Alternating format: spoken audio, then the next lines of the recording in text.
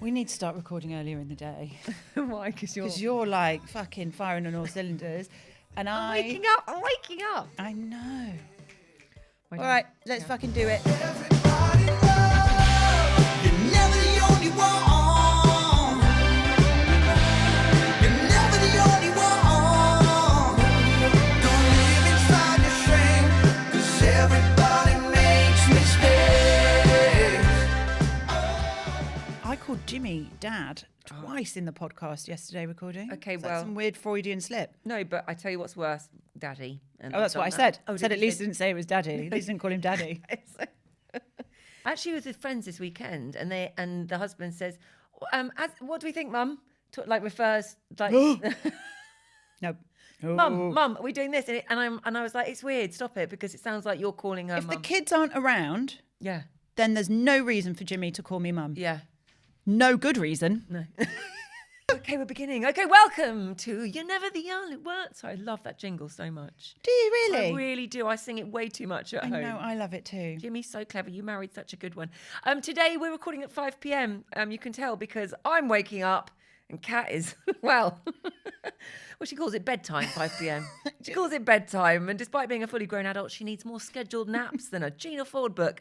In fact, folklore has it they may have even named the cat nap after her. Ladies and gentlemen, it is the wonderful, the only Kat Sims. Thank you, darling. Thank you. You're right. I do love a nap. Can you believe I just had a coffee as well? What was I thinking? Go on, roast me, gonna bitch. be- Roast me like a coffee bean. Roast me like I've never been roasted before. Go on. Okay, here we go. It's lovely as ever Yeah. to be sat here next to my co-host, Emma Nicolay. She's in a relationship that we're all jealous of with a very handsome, very big, very loving, affectionate boy who never gets at her for being late or not being around for pickup or co-hosting a podcast that isn't a success yet. Called Bertie. She's also married to Johnny. I love my dog. I know, I I love spent your dog way too. too much time this morning on the kitchen floor with my dog. He I doesn't swear- judge me. no. It's unconditional. Yeah. He doesn't mind if I spoon him. He We doesn't don't go deserve. Like, Do you know? We don't deserve dogs. I know. Noodle's got a new trick. Noodle's got a new trick. She sits up like a meerkat. Oh my God, she's incredible. It's my favourite thing in the world. She loves a chicken foot. Does she? No, she loves a chicken foot. Has she seen you without your socks on? So I'm just saying. No. Snack time. Right, where are we going? Okay, yeah, so this is where we start. This is where we properly start. Yeah, okay. Concentrate. This is it now. Focus. Go. This is why I need to write things down because otherwise, woo, we'll be all over the place. Time for a catch up on whatever current life stuff we've been navigating personally since the last episode, and however mundane and self-indulgent it may sound, just see it as the warm up, the trailer before the film. It's like the fluffer before the lead porn actress walks in. Ooh. Yeah, you know what a fluffer is, don't you? Yeah, but I think they work on lead porn actors. Yeah, before the main lead. Yeah, but porn not the actress actor. walks in. Oh, I see. That's why you get the fluffer. Yeah, the fluffer for the man Yeah. before the porn actress. Exactly. walks Let's just stick with the film trailer analogy, shall we? in. Yeah. Sorry. It's a tough crowd today. I'm a tough crowd. Crowd. Do my best. Shall I start then? Go for What it. I've been up to? Probably best. Been busy. Went to a comedy night in Old Victorian Prison. Intimate setting. Shit comedy. Any ghosts? Yes, they do ghost tours there as well. Do they? Yeah, it's very cool. It's got like all the low arches and stuff. You know, it feels like it's underground, but it's not. Love that. But it's small. Where was it? Arundel. Isn't that from Lord of the Rings? No, that's from Frozen. Aaron, it's Frozen, correct. It is. So yeah, not great comedians, great venue. And we didn't stay till the end, partly because, you know, the comedians weren't all that Great. but mostly because once they discovered that I was an influencer and my mate sat next to me was called Misty, Oh, God. it was just downhill. The first comedy gig I ever went to, I think it was probably about 17. And I remember walking in and going, oh, well, we were late, obviously. I remember walking in and going, oh, look, there's a table at the front. Great. So I was like walking in. Yeah. So rookie. And obviously sat down, got ribbed for being late. Yeah. He's like, you are now going to understand why this table was free. What's your name? My name was Kat. What's your surname? Knowles Fitton. I was double-barreled at the time. Then it was a private school thing. I mean, it was horrendous. Oh no. It was horrendous. Also, I tell this story very quickly because it is a good one. Yeah. I went to see Simon, what's his name? Amstel. Oh yes. At a pub in Great Portland Street. They've got Albion, I think. The Albany. The Albany. They've Yeah, I got a know the place one. at the bottom, right? Yeah. Very small venue, and Simon Amstel was playing. And I was there with a girlfriend and Jimmy and his friend's girlfriend. And my girlfriend had a big crush on Jimmy's friend. Right. And they'd sort of had a bit of a moment. Mm-hmm. And his girlfriend was there. So she was having a bit of an emotional crisis. She was drinking through the pain. And she got so drunk, she was making a noise and she kept trying to talk to me loudly while about that, you know, and I was like, and then eventually she turned around and she puked on the guy behind her. And I was busy like doing this. And when I turned around, Simon Amstel was here with his microphone and he went, "I hate you, you fucking cunt." Oh my God. And then went back to the stage. Oh my God. To you? Yeah. And it Like wasn't... It was your fault. Yeah, but it wasn't like I had a chance to go, hang on a minute, just so that you know, she shagged him. Yeah. He's brought his girlfriend. She's now crying, drunk 3 bottles of white wine and puked all over him. No, I didn't get a chance to explain myself. So Simon Amstel, if by any chance you are listening, I want you to know it wasn't my fucking fault. I was doing my best to control a very difficult situation. And I don't really appreciate the way that you treated me. If I'm honest, I feel like a civilized conversation. I feel like a could have formal achieved apology. the A same. letter posted on your Instagram, I think Yeah. would be. I think it'd suffice. Yeah, I agree. Yeah. Yeah. An open letter. An open letter. Yeah. Tag me at Not So Smug Now. Definitely. Yeah. And then I might forgive you. No, what I mean to say is I'm really sorry we fucked up your whole set. I need better friends. Anyway, sorry. So you went to a shit comedy show. Yes, I did. Yes, I did. Oh, and I can't remember if I told you this, but I finally got round to watching Pamela, the love story, Oh, the the Pamela Netflix Anderson- documentary. I loved it. Hey, I wasn't expecting to love it as much as I did. I certainly wasn't expecting Johnny to love it as much as he did. Because people have been saying to me, I remember I was with friends and they were like, "Oh my God, you've got to watch the Pamela documentary." And I was like, really? That's general response. But I totally get it. And the reason I think it is so good is because she tells the story completely in her own words, because she goes back to her home on this island where she's from in Canada, I think it is, and she revisits all these old diaries that she's religiously kept, all these journals. So if anyone that hasn't, I won't ruin it, don't worry, but basically she's kept this all through from her childhood, which is so sad, and all through this very colourful life, and they're just so vulnerable, and the writing in them is just, it's really beautifully done. Like my diaries were shit, but it's something really lovely about them. And she's not writing them like expecting them to ever be read. They're very non-performative, but that's also how she comes across in it. Yeah. Did you find that? Totally. And I think that she's one of those still waters runs deep. Like she was obviously portrayed in such a shallow and superficial way Yeah. at the height of her career that it never occurred to any of us that she was actually a very smart, very emotionally intelligent, Yeah. very so selfless. thoughtful Yes. person. Yeah, really. All of those things.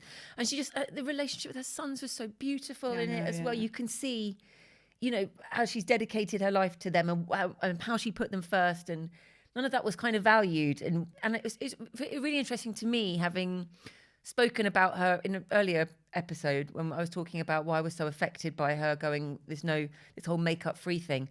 But I just found her so inspiring.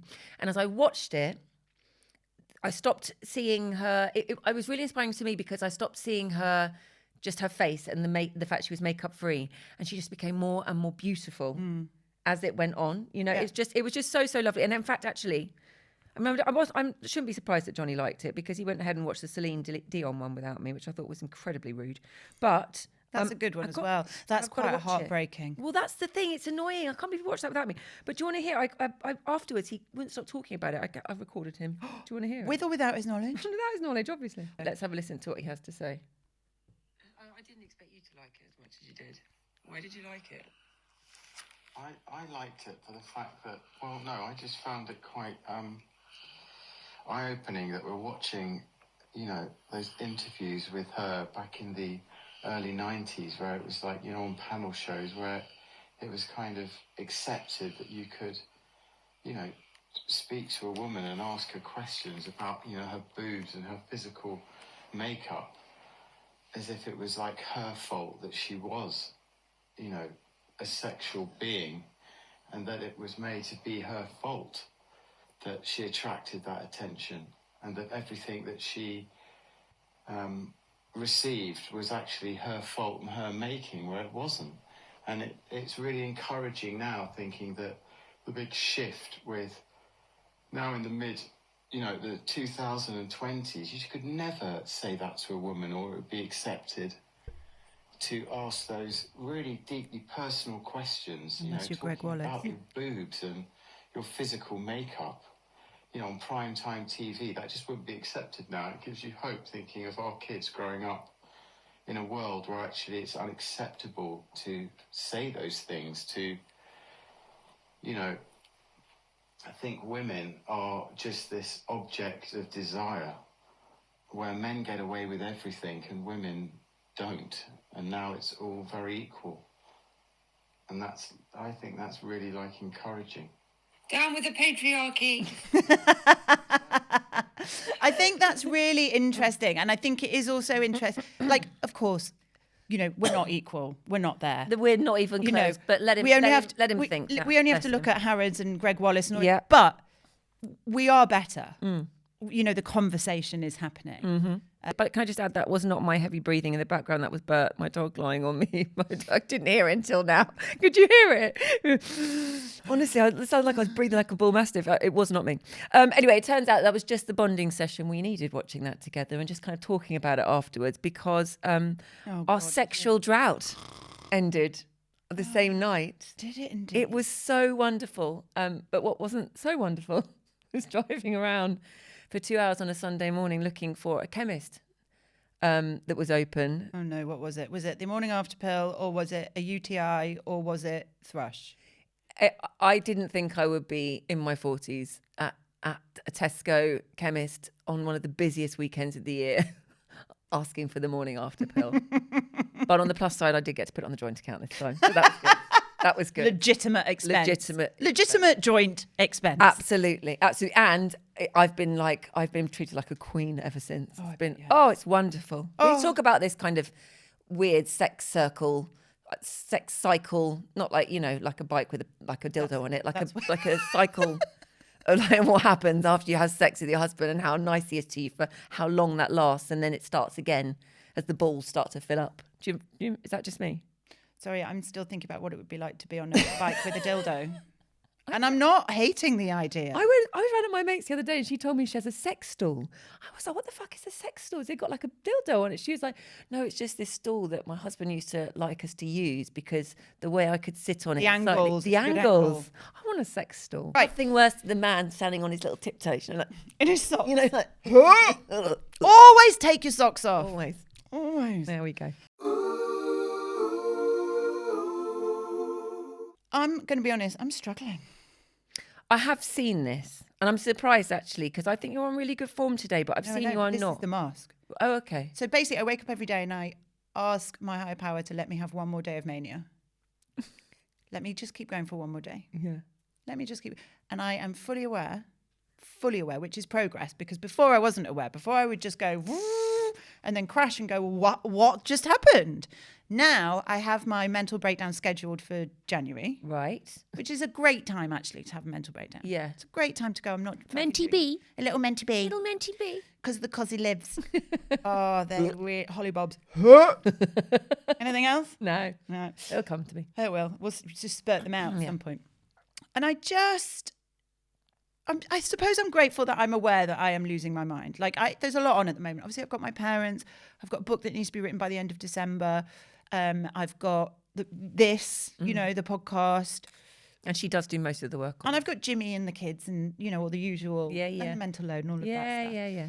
And I'm just feeling a little bit like I am out of control. But like I say, it is progress.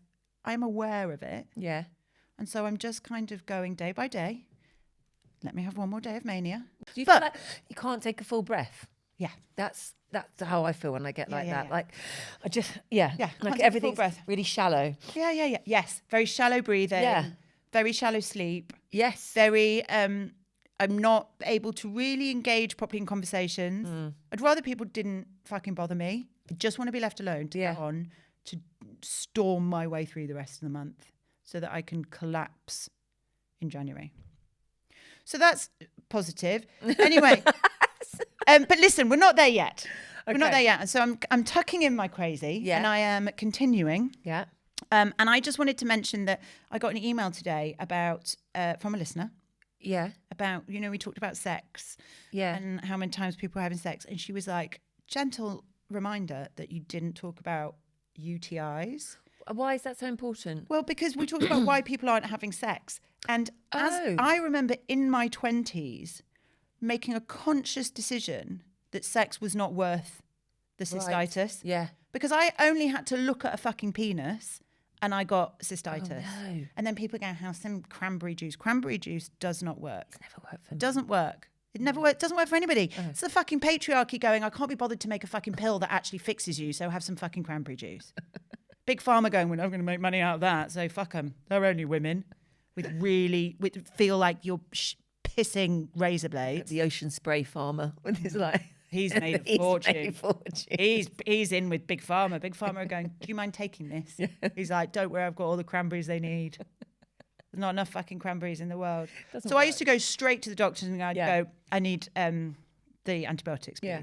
And he'd go, well, I'd be like, I swear to God, if you don't give me the antibiotics, I'm going to lose my shit. And while you're there... Because it makes you feel like you can lose your shit anyway, having cystitis, doesn't it? I don't think... You just like constantly feel like you're on the edge. I think I'd choose anything over cystitis. Yeah. I used to just sit in a bath. But I told you I've been getting it a lot more, and apparently it's quite common with perimenopause. Talk to me about that. I don't want to know. Okay, sorry. It really is the worst thing I ever experienced in my 20s. And I remember going, and while you're giving me the antibiotic prescription, you need to put a prescription for thrush treatment on there because it's going to give me, the antibiotic's going to give me thrush. Oh, you're kidding. No, because this was like before anybody was like, here's a probiotic.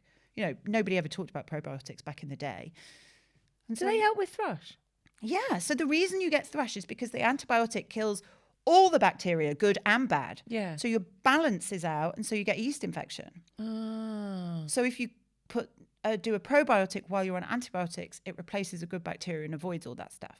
And that's science. Thank you for pointing that out. Yeah. So it was less of a to-do list. Right. Which feels like if you had to push me, I'd say my to-do list is fucking everything. Yeah. And more of a rumination on the pH balance of women's bodies and the fact that has us and sexual being. Don't look at me like that. That you held the eye contact. Oh my God. It's not my sex face. Are you sure it's I don't even know I don't know what my sex face is. Been so long since I last used it. Really? Well, about a month now. But the sex face doesn't last for the whole of sex. It's just for the main bit, isn't it? You mean the big money shot? The big finish. Yeah. Yeah. Yeah. If you ever get there. Yeah. Jimmy's base face is the same as his sex face. I imagine it to be a bit like this. It's actually quite a lot like that. Like that. Sorry, Jimmy. Mum and Dad are calling me now. Oh no. Hang on. Do you want to answer? Just tell them that we're on there. Just check. Hi, listen, I'm just recording the podcast at the moment. Okay, no hurry. I'll call you back after, Dad. Talk to you later. Bye. Why does he sound like that old boy from the Fast Show? And it was You literally just did an impression of my dad. Except he's got a moustache, so you have to go like that. Okay, so look, this podcast could be a whole lot of fart and no poo without this segment, which is where, of course, we discuss our weekly topics, right? This is what we're here for. Yeah. These have ranged from the frankly ridiculous to the downright hardcore. See episode 4. That was an emotional one. Which one was wasn't that? Oh, was that me? it? Yeah. Fucking hell. You cried. Yeah, well, yeah. Thanks. I made her cry. You I made me didn't cry. make her I'm sure it won't be the last time. No. And this week we've got a little bit of both. Okay. I actually can't remember. Oh yes, you're man keeping today, aren't you? I am man keeping today and every fucking day. It's true. So Emma, Yeah. tell us about the conversational delicacy that you've got for us to get our chops around this week. Okay, salivate yourselves over this. So in a new study published by the journal Psychology of Men and Masculinities, experts from Stanford University argue that women are it's a very politician hand I'm I like giving it, there. Very politician hand. It's because I'm reading like Fact, science. words written by like clever people. So experts from Stanford University argue that women are taking on the emotional needs of men in their life, adding to their already significant mental load. with research showing some women may spend several hours a week managing the emotional and social well-being of the men in their lives. Right, so how does this look? What does it mean? Is this you? Are you the one that buys the birthday cards, the presents for his family, the friends, the godchildren? Okay, tick. Are you the only person that maybe your partner can discuss his emotions with and the problems, maybe stuff he's going through at work? Are you his soundboard? Do you have to kind of check in on him? You know, you okay? How's your day going? How you feeling? More so than if any you kind of get in return. That was quite a personal one. I felt that. It's exhausting. Are you responsible for your husband's social life? So are you kind of Dragging him out? trying to encourage him to go out, meet up with old friends? Do you have to take on what I call mood management? There's a lot of that in my house. So if this is ringing any bells, it's not going to be for everyone. I think I did a poll on my Insta and it was around 70% of people that agreed. I mean, I did do it probably about 3 hours before we came and recorded this. Yeah, so neither of us were very prepared with our segments today, I mean, were we? to be fair, although this is January 25 when you're listening to this, we are actually like in the trenches of the In the Christmas fucking trenches. Yeah, it's fucking shit. But anyway, apparently That's the spirit. over the past 3 decades, it's really sad. Men's social networks have apparently shrunk significantly. All right, compared to women's. And don't be like that. No, I'm joking. I'm not making excuses. But do you remember on BBC Radio 1 they used to do that? Used to tell a sad story and it was that song. Oh yeah. That's just giving it a bit of... It's from Romeo and Juliet, isn't it? No, I don't. Sorry. No. But there are dolphins coming down the Thames. So, also, okay, men's mental health charity Movember says we're now in a male friendship recession. How sad is that? A hefty 47% of men reporting they couldn't talk about a problem to a friend. And even if, and I'm going to say straight men mostly, do have other men in their networks, I do think that their conversations tend to be relatively kind of surface level, or they're generally doing something that's based around some kind of sport or activity or something, aren't they? But with us women, like most of the time, if we have a problem, what do? We go to our friends. We talk about it and we go to our family. Yeah, we'll go to our partner as well. But men will solely rely on their partner, apparently, to be their sounding board. So I think it's fair to say, you know, I think in most couples, I think I'm right in thinking this. I think you'll agree with me. Most couples, one person does tend to do the kind of sharing, the offloading. Don't you think? It's like, well, the other tends to be the one that's helping and tiptoeing around the emotions and stuff like that and the feelings. And it's often the woman that's supporting the man. Maybe I'm wrong here, but I think that's what I see. It isn't from my friends. It isn't my experience now. But I feel like you've been through a lot of But back in the relationship day, right, exactly. 100%, Yeah. I felt like it was my responsibility to manage Jimmy's moods, to respond to Jimmy's moods, to check in on him. You all right? You know, have I done anything? What can I do? Yeah. All of that. I don't do any of that anymore, but I do still buy all the birthday cards, presents and stuff. I do that. I put that into the mental load. Yeah. But the emotions and problems, am I the only person? I'm certainly one person, but I do quite often go, you should probably call about that. Oh. Yeah. Oh, interesting. Yeah. It's really different. It's very dangerous for me to come to your house because I leave going, fucking, why is that? That's really good. Do you remember me saying to you, remember the morning after I said yours, does he not get passive aggressive in any way, shape or form? And you were like, yeah, but we just kind of call it. I went home and I tried that. It fucking ended in like a complete World War III. disaster. I was like, that's a bit, I called it. I was like, so when he did something, I went, that seems a bit passive aggressive. I thought, you know, really calmly. And he just lost his shit. And then he went aggressive. And then he went full on aggressive. And then I was like, so do you want me to give you something else I've been trying? Do you want me to give you advice or you just want me to listen? Yeah. This is working very well. Yeah. Because he is being honest and I just want you to listen. Yeah, that's great. And then I'm like, what, my advice isn't good enough for you? Like, Then you just didn't. I know. I know it's exhausting. But I want you to know that although I do have that part of the relationship licked, Yeah. there is the other part that I imagine you and Johnny definitely have, which we don't have, which is I really love to take the piss And Jimmy is not good at laughing at himself. Oh God, I couldn't. So like I was like, let's do the fucking reel I've been trying to get you to do forever, which you won't do with me. Yeah. The suspect one where I'm like, Jimmy, Yeah. because he's ginger. I was like, Jimmy, I could say, suspect gets sunburn even in a thunderstorm. He's like, I don't like this. And I was like, or I could say, suspect runs 5 times a week and still has a dad bod. He's like, please stop. I don't like Do you know it. what the thing is? I'm a bit. I was the Jimmy on the end of this one because you had so many things to say, and it's a bit like I've been thinking about it for such a long time. I couldn't think of any. I couldn't think of any. But anyway, look, going back to the man keeping. According to psychologists, this I found really interesting. Women often have to teach men the interpersonal skills involved in kind of supportive relationships, like how to ask thoughtful questions and actually listen to the answer. It's the listening part that really counts, Yeah. isn't it? Because these apparently are skills that us ladies, we naturally kind of learn at an early learn age. It's them, just something that we naturally develop. It's like the Kind of mental gender load. roles and It's like things. by osmosis, by the fact that we see the people who are most like us, our mums, Right. do the mental load and take Yes. care of it. We sort of subconsciously take that on as our role. We see our mums talking to their friends and gabbing and drinking a glass of wine and complaining about their husbands and Yeah. doing all of that. So we get used to them. We think that's how we operate. Whereas men tend to look towards the people that are most like them, which is their dads. Yes. Especially our generation, they didn't see dads bonding and crying and having a lot, you know. No. They just saw them going to the pub and playing golf. Yeah. So it isn't that men are deficient. And it's the same with the mental load. And I really try and shout this from the rooftops. It's that boys get taught a certain set of skills and girls get taught a certain set of skills. Absolutely. And we can't be mad at them for not just knowing how to run a house or how No, to look because they after w- themselves emotionally. Yeah, because they were never expected or rewarded.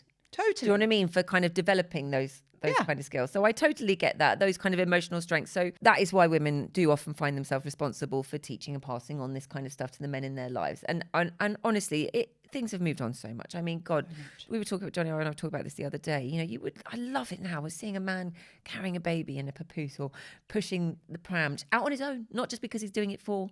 You know, Yeah, just, but we're not going to give him credit for that, are we? no, but I mean, like, or changing a nappy. Like Johnny's cousin's has never changed. He's got 2 children, never changed a nappy still to this day. Like yeah, I have no time for that. No, I get you 100%. But like, my God, I'm so like Johnny's so hands on with the Yeah. kids. So just like that, we talk about everything. But the fact that that's the thing that we celebrate rather than call out the non-baby changing thing. Like I think Johnny's great. I think he's a great dad. Jimmy is too. Yeah. But I'm not going to sit here and go, he's such a great dad because he does those things. That is what a dad should do. No, I'm right? saying progress-wise, if we're talking about the fact, okay, so they're coming to us, you know, to help them navigate through their emotions. Yeah. Let's allow it. Yeah, exactly. You know, so I'm not here to vilify them, Totally. you know, that's the thing, because it's very easy to come on here and go, oh, man keeping, it's so terrible. But I wanted to come and talk about it from an angle of like, here's why. Yeah. So now it gives you a better understanding of it. And you know? also, like, what's our part in it? Like, because I used to do this. I used to think that Jimmy's mental health, Jimmy's happiness was my responsibility. Mm-hmm. It's not. My kids' happiness is not my responsibility. My responsibility is to teach them how to make themselves happy. Right. And so once I was like, if he's in a bad mood, he's in a bad mood. If he wants to talk to me about it, he knows exactly where I am. Yeah. And I was like, I wasn't awful. I wasn't even distant, but I was like, I'm not responsible for your mood. Yeah. And I say, you know, and I'll say it to the kids, your feelings are really valid, but the way that you're expressing them isn't. Oh, I like that. And that's really true. Like I say, because I say it to kids But you have to 500 wait- times a You day. have to wait till they're an age where they understand that. Of course you do. Yeah. But, you know, it's the same with Jimmy. I was like, I get it that you're in a bad mood, Yeah. but you're kind of being a fucking fun sponge. Yeah. So either take yourself away Yeah. or Extract sort yourself. it out. Right. If I can help you sort it out, I'm here. If Yeah. not, then go and find somebody who can. Yeah. But and a lot of that sobriety, I had to get to a point where I was not ring fencing or maintaining other people's emotions. I couldn't fucking maintain my own. I don't know This is why what I women thought I could do typically do, though. They call it kin keeping within families. So you're, as well as remembering all the birthdays, checking, you know, your child when they come home from school, you know, but you know, you're, I don't think Johnny would necessarily notice if someone's, you know, not had a good day unless he picked her up from the bus stop and she was quiet, you know. But I'm always, and I think most mums checking in, how was your day? They're not going to tell you. They're not going to tell you what the day's No, like of course. at all. Not until But- bedtime. Not until bedtime, exactly. And they get really thirsty. And really talkative. You're managing the social calendar as well as the mum. You're making making sure everyone's feeling cared for. That's definitely Jimmy. Jimmy does a social calendar. Does he? Yeah, as soon as he goes, so I've spoken to so-and-so, I'm like, ugh. Oh, really? I don't want to see anybody. I hate people. I hate the fact that Johnny speaks to someone and then tells them to speak to me. I'm like, just do it. Just put I it hate in. people. Just, I don't want to meet anybody. And he's like, so I've said they can come over. I'm like, why would you do that? You're such a Grinch. I am such a Grinch. I think it's because my home is like my Sanctuary. really safe space. Right. It is my absolute, like, I love it. And you'd have to tidy up. No, I'd have to tidy up. Yeah. But I just don't like having to share it. I get it. I have a Because small, also I have a it's small not window. massive. I have a small window. Yeah, it's not massive. It's not a big house. Yeah. So it's not, when there are people in it, the downstairs is really, you know, there's a lot of bedrooms, but there's not much usable space in a social way. Right. I've designed it for the four of us. You've designed it that way. Yeah. To keep people out, Yeah. basically. Well, That's now I'm interesting. thinking about it.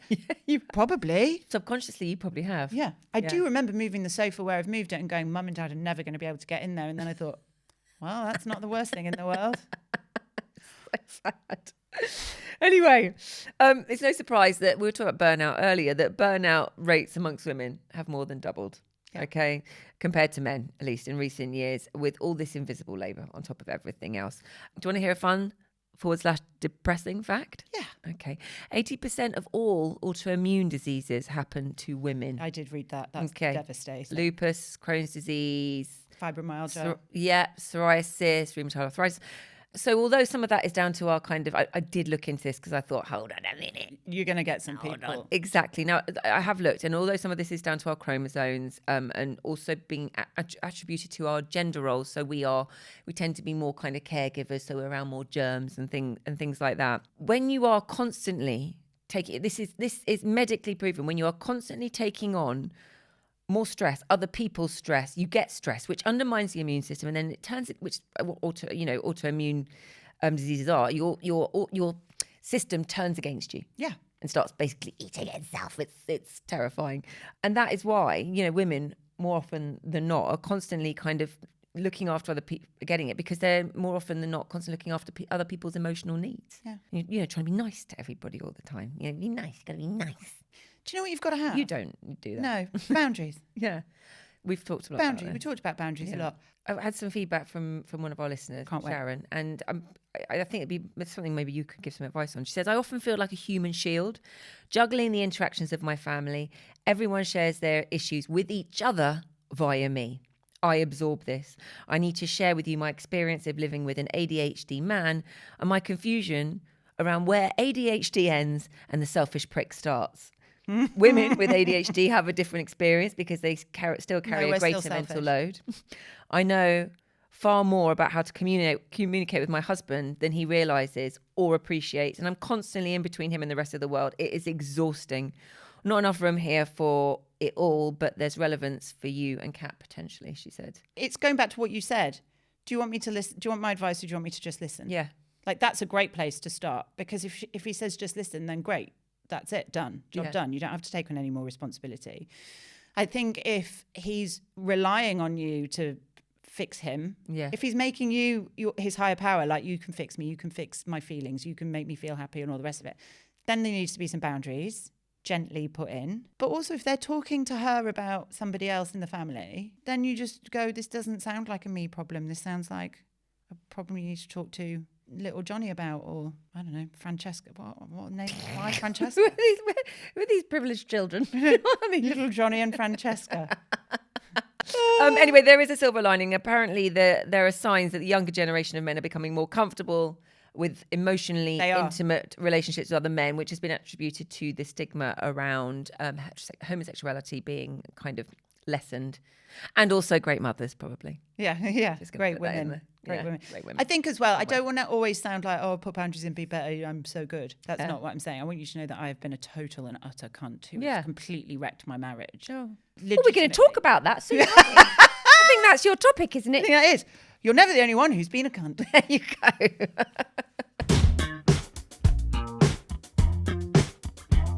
So I'm talking about drinking, because I'm, I don't know if I've mentioned it, but I'm an alcoholic in recovery. No. People are like, why would you say that out loud? Well, here's why, Sandra. I'm going to be brutally honest about it because I do believe that my addiction, if there's one thing I know about it, on a selfish level, saying it out loud makes it smaller for me. Right. I You know, get that. there's nothing worse than living with this secret that you think you're an alcoholic and nobody knows. Also, spoiler, everybody knows, by the way. The lack of self-awareness is wild. But it also, and I know this time and time again, it helps other people listening and watching. And I know this because every single time I talk about my sobriety on the internet, Tinterweb, 100 people get back to me and go, how did you do it? And they all ask exactly the same questions. How did you give up? How did you know you were an alcoholic? That is the biggest one. And then they'll go, you know, do you think ADHD was a factor? This feels so big, Kat. It feels like this needs a whole episode to itself. It's like there's so much to cover in this. Well, listen, I think it's all right because what I'm not going to talk about how I got sober. Yeah. I have mentioned it before. I've made a decision to not talk about that now because of that's what we do.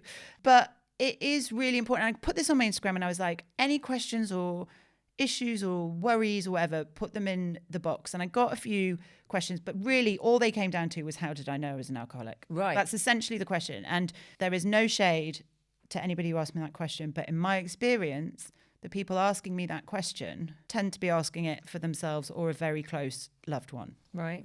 Because what they want me to say is, this means you're an alcoholic, and then they can judge whether they're an alcoholic or not. Okay. In my experience, if you're asking the question, Yeah. how do you know if you're an alcoholic, or if you have a problem with drink, however you want to phrase it, it's all the same. There's probably a problem. Interesting. Because people who drink responsibly don't ever question whether they drink responsibly or not. They don't wake up and go, well, that's weird that I didn't blow up my life yesterday. That's weird that I didn't lose all my credit cards and mobile phones yesterday. You know, they don't think about their drinking. They have a couple of glasses of wine, they have a nice time, they go to bed, they wake up, they go on with their lives. So if you are constantly doing something that's making you think perhaps this is a problem, Yeah. probably a problem. Right. Okay. But for me, I just knew. Loads of people now going, Well, yeah. I mean, I think that is actually, I think it is a little frog in my throat. I think it is a bit of a silent pandemic okay. within our society. I do think we have normalized over drinking. And I want to be really clear. I know I'm going to sound like I'm preaching. I can only say this with the perspective of sobriety. It blows my mind how massive I thought giving up drinking was. Like, I thought my life was over. I thought I wouldn't know myself. I thought I'd never have fun again. I thought that this was the end of the world as I knew it. And now I'm like, I just order something different at the bar. That's all I do. Yeah. That is really on a day-to-day level. I just don't go down. I mean, I do go down the wine aisle, but I don't put wine in my shopping trolley. On a granular level, that's literally the only difference in my life in terms of whether alcohol is in it or not. Yeah. Do you know what I mean? And it's like, and at the time I was like, my whole identity rested on me being a drinker. Well, there was a wobble in between, wasn't there? Like, I think as you have and I've seen this with other friends who have gone sober. There's a kind of a wobble in between where you have to rediscover who you are without. Oh yeah. It in your life. Do you know what I mean? Yeah, that's what I'm saying. 3 years in, I'm at that point. Yeah. The first year was crazy socially. I really struggled. But you do get to a point where with that perspective, I go, fuck, I can't think of one good reason to drink. Yeah. Like, it's not even good for me. Yeah. The best I can hope for if I have a drink is that I even out, because it's not going to make me healthier. If I do too much of it, it's probably going to make me very unhealthy. So the best I can hope for is that I don't do any damage. That's it. And then now with that perspective, it's wild to me. And when I think about, I've got a voice note from somebody who tried to do it through Alcoholics Anonymous. It didn't work for her, and she ended up doing it through a much more intellectual level. Like, she did a lot of science and education, and was like, there was just no way that I could read all of the information and the facts and the scientific investigation into alcohol and its effects on you, and not think, why the fuck would I do that? So it was so basically for me, I wasn't an alcoholic that slept on a park bench. I hadn't lost a license. I hadn't lost my kids. I hadn't lost my house. I hadn't lost a job. I didn't drink in the mornings. I didn't hide booze around the house. Although I did take wine bottles out to the big bin rather than put them in the inside bin. I mean, most people wouldn't know that Jimmy's never been a drinker. So yeah, Jimmy's not a drinker. So like, I had to hide that. Yeah. Yeah. You weren't drinking together. But I Was didn't that- have like yeah. vodka on my cornflakes or hidden in the towels or, Yeah. you know, I didn't wake up in the morning and go, I need a drink. Why, That it's was delicious. That was definitely, I was a binge drinker. I drank most nights. I'd probably drank 5 or 6 nights out the week. I'd drink almost a bottle of wine, but not quite. Because if I didn't drink a full, I'd leave that much. Right. Because then I wasn't Because an you're not an alcoholic. alcoholic. Yeah. And that's why I only drank 5 or 6 nights and not 7, because an alcoholic wouldn't be able to do that. Right.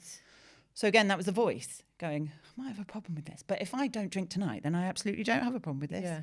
Because in my mind, an alcoholic had to be at that extreme end of like pissing yourself on the bus. Right.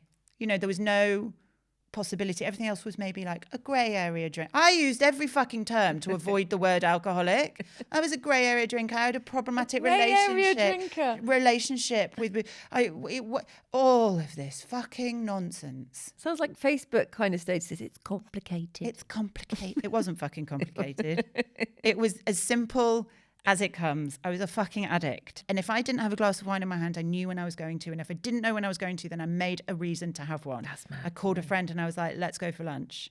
A friend I knew who would be up for drinking. And then I wouldn't be home till 6 a.m. I couldn't wait to tie one on. I could not wait to get absolutely mash up.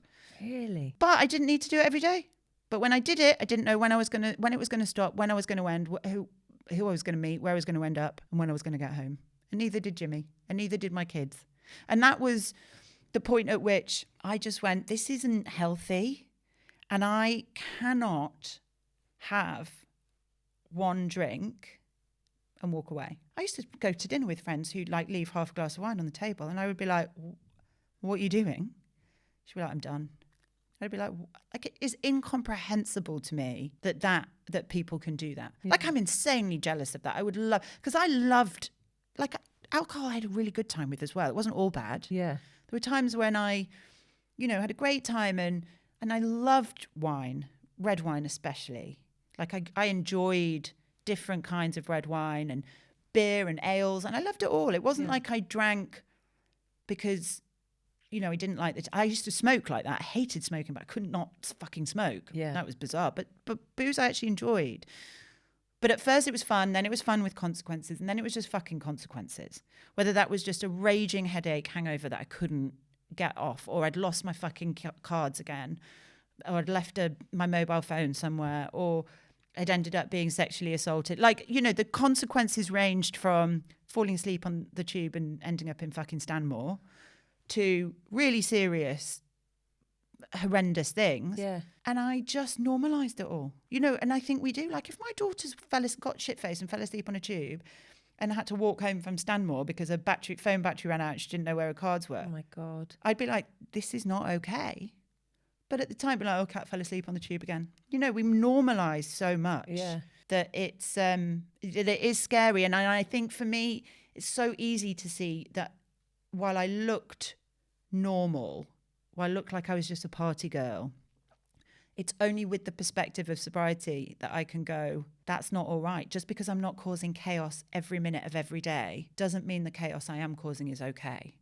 It's not. There's still quite a lot of chaos. I'm just going to say. There is. Can you imagine what it was like Oh my God. before? Yeah, it's probably for the Also, best. to be fair, this is like medical chaos now. This is ADHD chaos. This is like legit chaos. This is chaos I cannot help. Another diagnosis just can't get enough of. I know. I love it. Go on. But anyway, the point is, I'm an addict, and it doesn't matter what it is. It happened to be alcohol. As soon as I gave up booze, I went to 20 cigarettes a day. I hate cigarettes. I don't like the taste of it, but I just wanted to fucking change something. I just wanted to do something. Yeah. What are you addicted to now? Sugar. That seems to be the case for Well, most when you give up people in recovery. alcohol, you give up a shit ton of sugar. Yeah. Because there's so much sugar in wine and in alcohol in general. So it's very normal when you're in recovery. They're always like, have some chocolates on you all the time, have Haribo on you all the time. Like, we can deal with the sugar addiction later, but just don't drink, right? So I did that, and obviously I started using sugar like I used to do alcohol. So I'd call Deliveroo. I wouldn't call them because obviously you don't call Deliveroo, but I'd get on the app, instead of ordering 3 bottles of Malbec and 20 Marlboro Light, I'd order like a packet of Hobnob digestive milk chocolate ones. You've got with so like, many shops at the end of your road, you lazy cow. Yeah, but also I was on my own and the kids were asleep. All right, allowed. Oh yeah, and you live in London. And I live in London. I forget. Can you imagine if I'd left my kids to go and get wine and cigarettes? Daily Mail would be all over that. Influencer. Yes, because there's influencer's kids paparazzis outside your kidnapped while house. she was out getting shit-faced Shit face on Haribo. on Haribo. But the point is, and I would, and so instead of ordering all the wine, I would order a packet of chocolate hobnobs, a tub of Ben & Jerry's half-baked ice Oh, cream, so good. fruit gums, and a packet of those sugary red laces. Can I say an excellent selection? Excellent selection. But I would do it all in one go. What? I would do it all in one Well, go. you'd have it all in front of you. The I would ice eat cream, the every single- laces. I'd eat all of that in one go. And then I would almost slip into like a hypoglycemic coma. And when I woke up, the shame I felt was the same as the shame I would feel after a night out and 3 grams of Coke. Really? Realizing I had to look after my children. Yeah. Like the shame was the same. So I was like, there is a problem. It doesn't matter what the fucking substance is for me. It doesn't fucking matter. I am always going to be looking for something that changes the way I feel because I need the dopamine. Yeah. I need the dopamine here. And also less so now. I'm not drinking on feelings. I'm not drinking on trauma. I'm not using sugar or whatever it is on those things. But occasionally that still, rears its head. And that's when I have to like deep into recovery. I have to go back and go, right, I'm a bit shaky. I need to do this. Yeah. But it is one of those things that for me is the best fucking thing I've ever done. And I've never met anybody, I've met a lot of sober people and I've never met one of them who said, well, I gave up booze and my life went to shit. Not one. My argument would be if you are worried or if you've got a little voice that's like, maybe, then try it. When it starts costing you more than money, like if you've lost friendships or relationships or your dignity, it's probably time to have a think about it. Oh, what better time than January?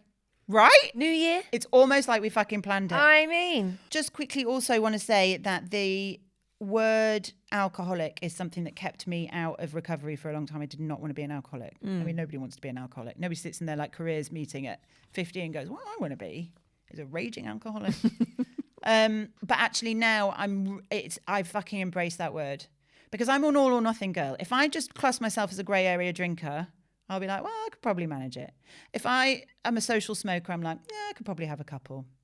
I need to be like, no, you are an addict and you cannot have any. Abstinence is the easiest option because I don't think about alcohol anymore. And if I was moderating, I would be thinking about it all the time. When you say alcoholic, I think I can understand why people are a bit scared of the word, but I think with addict, people can relate to being addicted to things, to being addicted to sugar, so to be able to say that out loud. Alcohol is my primary. So I'm an alcoholic. I'm also addicted to other shit, but I'm an alcoholic.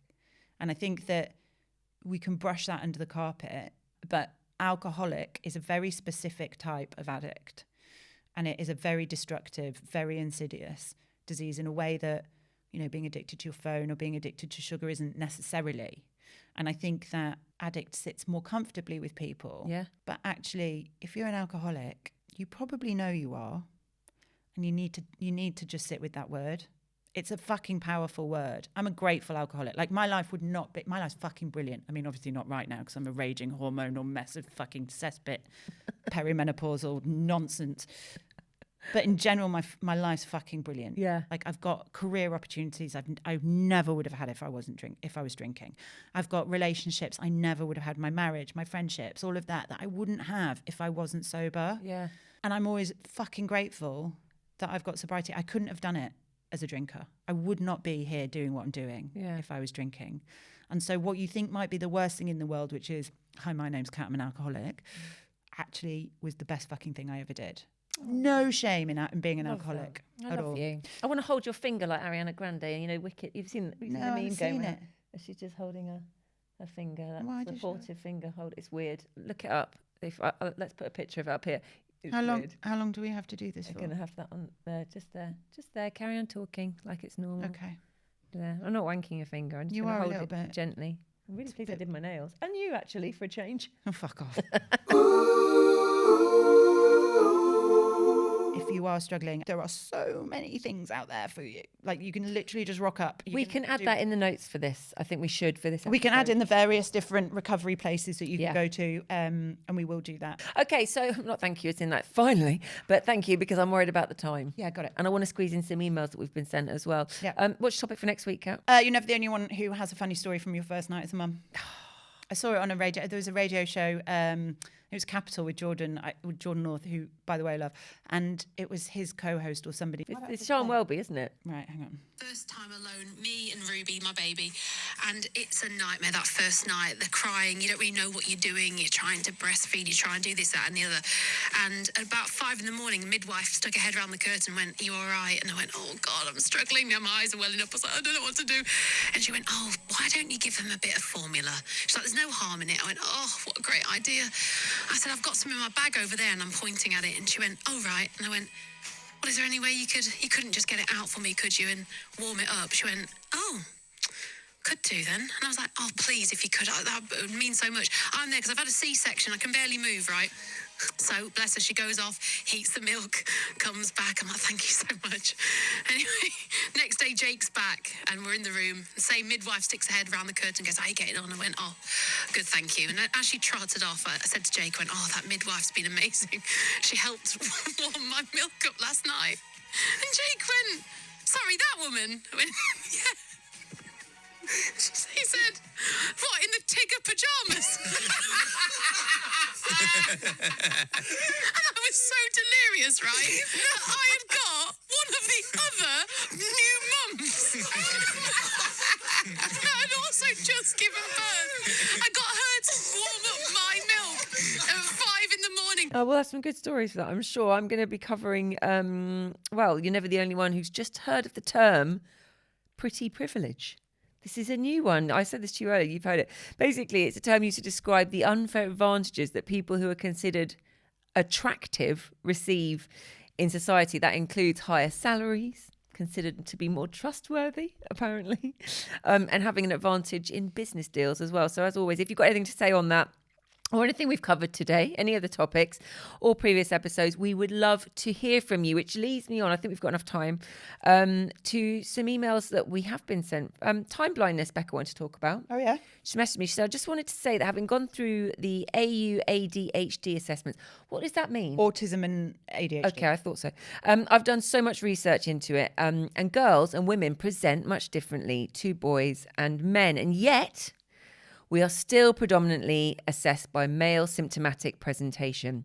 What I found liberating as fuck, she says, is realising that I'm not broken because I can't keep up, keep track of shit, keep on time, and the mechanisms I have to put in place to stay afloat are ridiculous to normal people.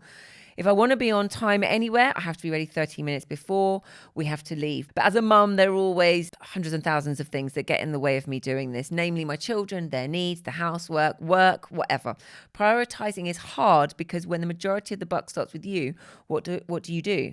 I get that time blindness can be a pain for people that don't get it, but I don't think those people truly understand how hard it is. It was so nice for me to read this, and if you follow me, you know I posted an actual kind of marital. Posted a domestic, didn't you? Yeah. She was having a domestic in the car with her husband. Yeah. And it was well past ag. Yeah, proper passag. Well, I'll just get out here, shall I? Yeah.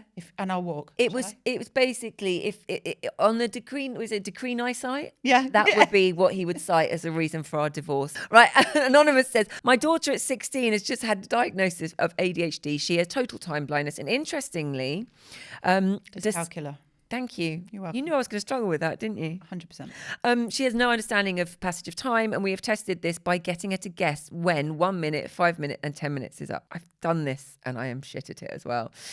We all use tools. We use all the tools under the sun, but no tool, she says, helps the total block her brain gets when she knows she has to be somewhere. It's like giving her a deadline and instruction to get somewhere makes the block stronger. Yes. She hates it. She hates being called lazy and late, as in her head, her brain works against what she knows she needs to do and then waste time. I totally get too. this. She then can't estimate how much time has been wasted, and then she panics about being late and then repeat.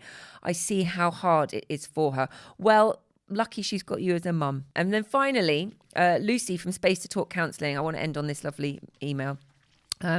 We spoke about body positivity. She said, "I just wanted to let you know that I haven't been able to stop thinking about last week's episode.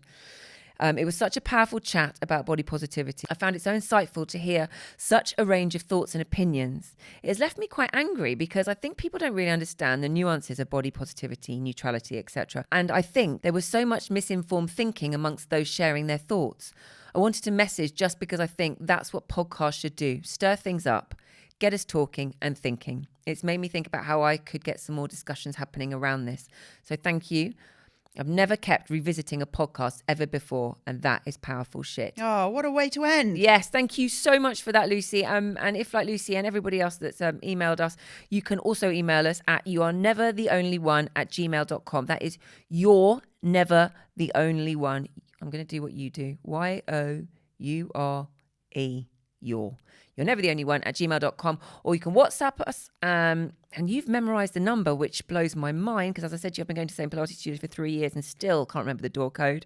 You can WhatsApp us or voice note us or message us on 07457 402 704. That's 07457 402 704. So that's us. We'll see you next week. Hasta la vista, baby. The things I say and do aren't always what I mean. I'm neither saint nor sinner, I'm somewhere in between. This world is complicated, everything moves so quick. You're lying to yourself if you think that you got it lit. Everybody knows you're never the only one.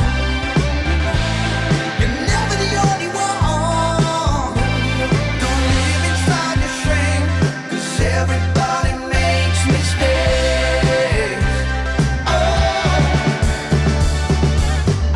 don't judge me, I'm a weakness. Don't judge me on my floor. 'Cause no one's really perfect by the grace of God. Go us all. Everybody knows you're never the only one. You're never the only one.